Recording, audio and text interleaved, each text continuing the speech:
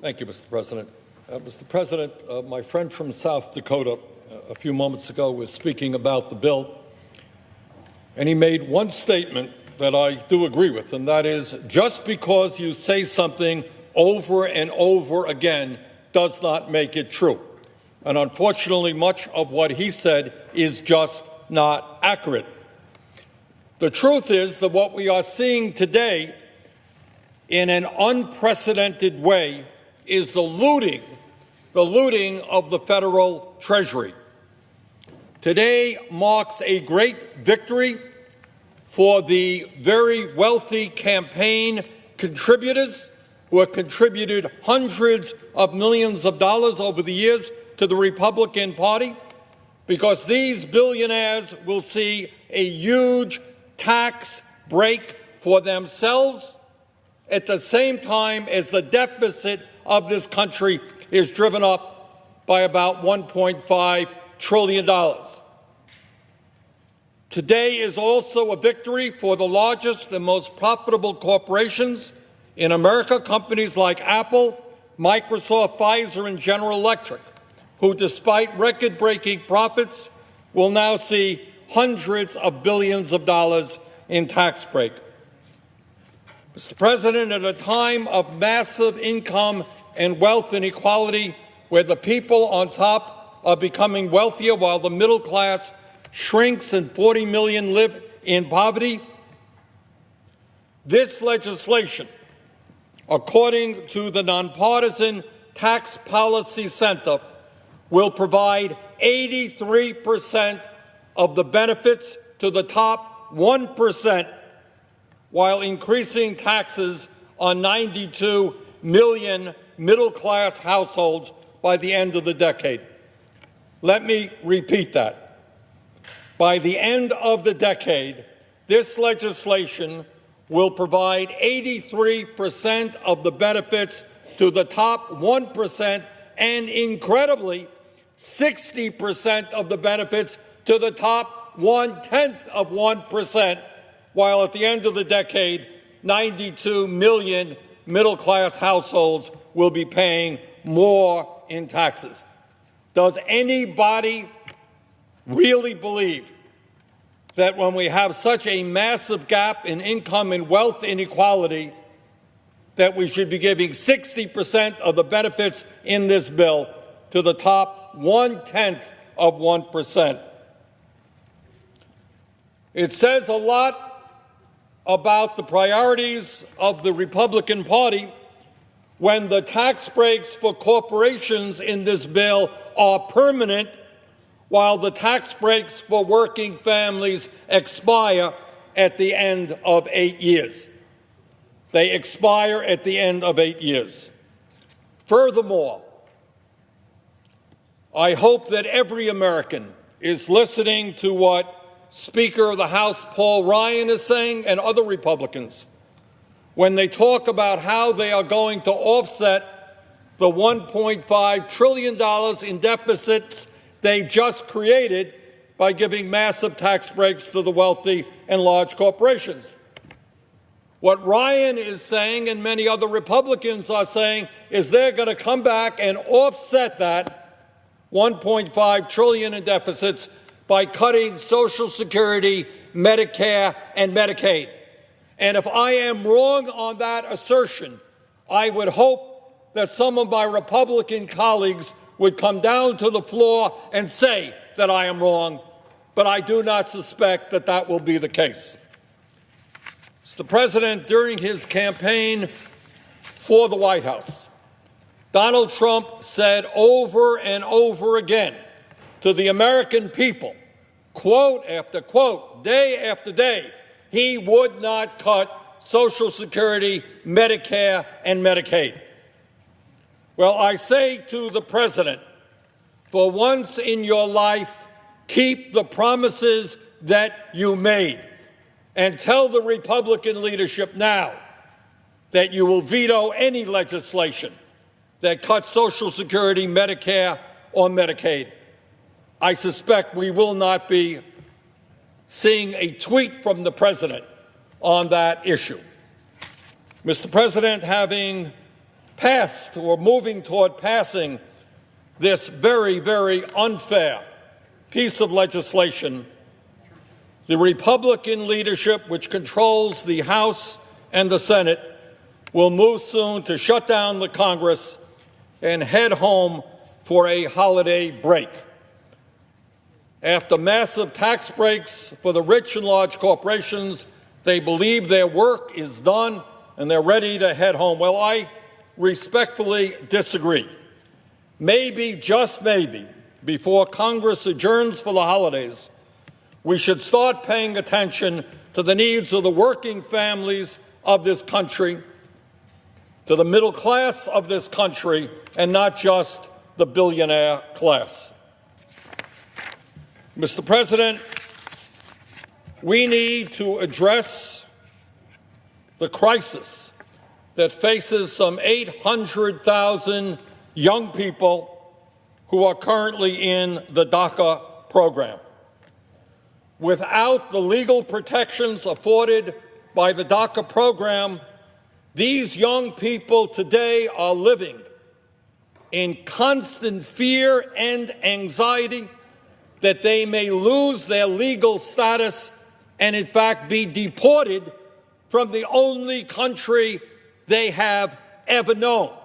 Imagine somebody who's 20 or 25 years of age, lived in the United States virtually his or her entire life, went to school here, now has a job, now is in college, now is in the military, and because of Trump's disastrous attack on DACA, repealing DACA, 800,000 young people are worried about whether or not they're going to be able to even stay in this country. Now, Mr. President,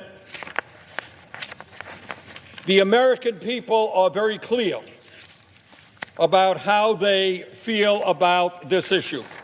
There was just a poll that appeared, I believe today, a Quinnipiac poll that appeared today on this very issue. And this was the question: which comes closest to your view about undocumented immigrants who were brought to the United States as children? Should they be allowed to stay in the United States and to eventually apply for U.S. citizenship? Or should they be allowed to remain in the United States but not apply for U.S. citizenship? Or should they be required to leave the United States? Those are the questions asked of the American people. Here is the answer. 77% of the American people, 77%, say that these young people should be allowed to stay in the United States and move toward citizenship. 7% say they should stay in the United States but not gain citizenship. 12% say that they should be forced to leave the United States. Republicans, by overwhelming numbers, say that these young people, these dreamers, who have spent their entire lives in this country, who know no other country should be allowed to stay in America and apply for citizenship. 91% of Democrats say that. 81% of independents say that. Mr. President, as we speak, young people are losing their legal status. We have got to act on that, and act on that now before we adjourn for the holidays. Put yourself in the place of some 20, 25-year-old person living in extraordinary anxiety. We have got to act now to address those concerns. We have got to do what the American people want us to do. As I think most people know, the Koch brothers are the major funders of the Republican Party. They probably put billions of dollars over the years. Even Charles Koch acknowledges that the right thing to do is to provide legal status for the Dreamers. Let me quote from a recent op-ed in the Washington Post by Charles Koch and Tim Cook, the head of Apple. The United States is at its best, this is a quote, the United States is at its best when all people are free to pursue their dreams. Our country has enjoyed unparalleled success success by welcoming people from around the world who seek to make a better life for themselves and their families, no matter what their backgrounds. It is our differences that help us to learn from each other, to challenge our old ways of thinking, and to discover innovative solutions that benefit us all. To advance that prosperity and build an even stronger future, each successive generation, including today our own, must show the courage to embrace that diversity and to do what is right. We have no illusions about how difficult it can be to get things done in Washington, and we know the people of good faith disagree about aspects of immigration policy. If ever there were an occasion to come together to help people improve their lives, this is it. By acting now to ensure that dreamers can realize their potential by continuing to contribute to our economy, Congress can reaffirm this essential American ideal. This is from Charles Koch. He funds the Republican Party. You might want to listen to him as well. Mr. President, but it's not just the need to address the crisis facing our dreamers. As you know, community health centers providing health insurance, health care for 27 million people have not been reauthorized or refunded. We have got to address that issue, and we have got to address it now. 9 million children are in the Children's Health Insurance Program, and while we're busy giving tax breaks to billionaires, we have not had time to reauthorize a health insurance program for the children of this country. We should be ashamed of ourselves. We got disaster relief out there. While folks go home in Congress and celebrate the holidays, and we light up our homes in Puerto Rico and the Virgin Islands, they can't light up their homes because many of them still don't have electricity as a result of the recent disasters that they have experienced. We need to do disaster relief. We need to do it now for the people of Puerto Rico, for the people of the Virgin Islands, for the people of Texas, for the people of Florida. Mr. President, 1.5 million American workers are about to lose the pensions that they were promised. And those pensions, after a lifetime of work, will be reduced by 60% if we don't address the multi-employer pension plan crisis. We've got to do that. Mr. President, we have over 40 million people in this country who are dealing with student debt, leave college deeply in debt. Many of their financial situations are in despair because of the outrageous level of student debt. We have got to address that. We've got an opioid epidemic that is killing people from coast to coast. We've got to start investing in treatment and prevention. We have 30,000 vacancies in the VA today.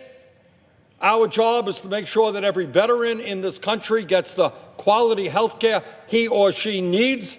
They don't get it with 30,000 veterans vacancies in the VA. We've got to invest in the VA. 10,000 people on disability died last year while waiting for the Social Security Administration to act on their applications. 10,000 people died last year because the Social Security Administration is greatly understaffed. Massive cuts to the Social Security Administration. The elderly and the disabled in this country are entitled to have prompt process when they apply for a benefit. They are not getting that. We have to pay attention to that, and on it goes. Bottom line, Mr. President, is the United States Senate should be doing more than providing 83% of the benefits in a tax bill to the top 1%. We cannot go home unless we address the very serious crises facing the working families and the middle class of this country. And with that, Mr. President, I would yield to my colleague from Oregon. Thank you very much, Senator Sanders. And I want to pick up for a moment on your eloquent points and then pose a question to you about what we will be doing here in a few minutes. Senator Sanders, you have eloquently spoken to the needs of the American people, our veterans, the dreamers, the disasters. This is a bipartisan effort. Senator Crapo and I want to fix the broken system of fighting fire. You mentioned children's health insurance. This bill borrows $1.5 trillion. That's going to end up borrowing a lot of it from foreign interests. $1.5 trillion would fund the children's health insurance program for 915 years. So what the senator from Vermont is doing is saying, look at all the constructive areas where you can really meet the needs of the people, and instead we're working on a tax bill that's going to betray the middle class. That's going to betray the middle class, and in my view, as the distinguished senator from Vermont and I have discussed, I think this bill, this tax bill, is a textbook case of writing legislation in an undemocratic way, in a secret way. Provisions airdropped for lobbies into this legislation in the middle of the night. You and I were part of a so-called conference committee last week where we didn't even have the relevant bill in front of us. We were asking questions about bills that really didn't exist. If I could ask my colleague from Oregon a simple question. You're the ranking member of the Finance Committee. This is a bill that deals with trillions of dollars, impacts our entire economy, impacts every person in America. Would you mind telling the American people just how many hearings there were to hear from economists, to hear from the business community, to hear from labor, to hear from senior advocates? How many public hearings were there to discuss this rather long and complicated bill? There was not one single hearing to discuss the specifics of the legislation before us today. The legislation before us today involves $10 trillion worth of changes in tax policy, and our colleagues on the other side trumpet this idea that there were 70 hearings, and I think what they're talking about is over the years, people would come in and talk about this idea or that. Talk about taxes right. In general. Correct. But there was not one single hearing with respect to the specifics of the bill.